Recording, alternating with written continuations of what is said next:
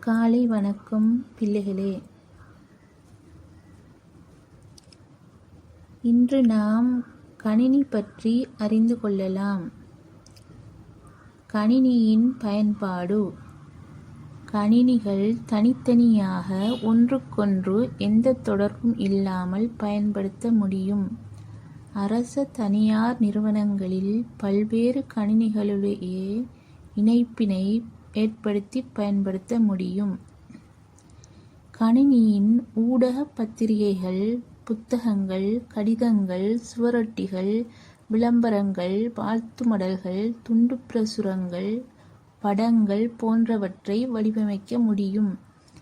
கணினிகளுக்கு இணைய இணைப்புகளை வழங்குவதால் வலைப்பக்கம், மின்னஞ்சல் போன்றவற்றை பயன்படுத்த முடியும்.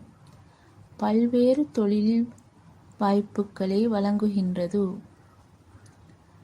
வையக விரிவு வலை www என்பதில் தரப்படுபவை வலைத்தளங்களாகும். வலைத்தளம் வெப்சைட் என்பது பல பக்கங்களை கொண்ட ஒரு புத்தகம் போன்று காட்சியளிக்கும். வலைத்தளத்தை திறப்பதற்கு அதற்கான முகவரி வேண்டும். கணினியில் இந்த வலைத்தள பக்கங்களை திறந்து பார்ப்பதற்கு இணைய உதவி பிரவுசர் மென்பொருட்கள் உள்ளன. அநேகமாக இவை அனைத்தும் இலவசமாகவே தரப்படுகின்றன. வலைத்தளங்களின் வழியே கல்வி சார்ந்த தகவல்களை தேடிப் பெற முடியும்.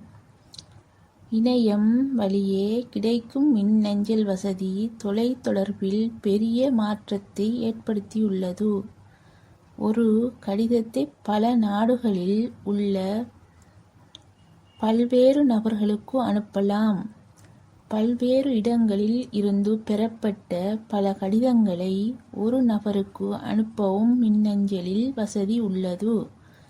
தற்போது உலகிலேயே மிக குறைவான செலவில் அதிக தூரத்தில் உள்ளவர்களுக்கும் மிகவும் விரைவாக, அதாவது குறைவான நேரத்தில் சென்றடைவது மின்னஞ்சலின் சிறப்பாகும்.